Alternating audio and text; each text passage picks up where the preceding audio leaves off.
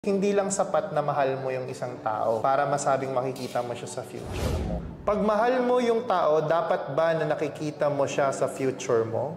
Sa akin, siguro, makikita mo yun kapag dumaan na kayo sa mga pagsubok. So, sa atin kasi, matagal bago tayo, di ba, kinasal, 8 years. Para sa akin, marami na akong naranasan nun to prove that I would want to be with you.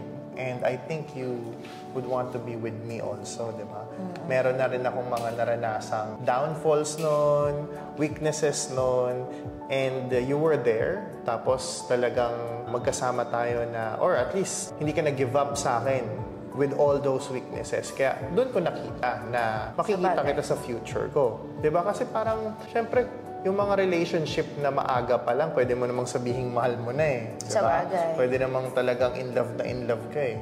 Pero that doesn't mean na makikita mo siya sa future. Ayun na nga. Diba? So I think hindi lang sapat na mahal mo yung isang tao para masabing makikita mo siya sa future mo. Maraming ingredients yun. Maraming experience.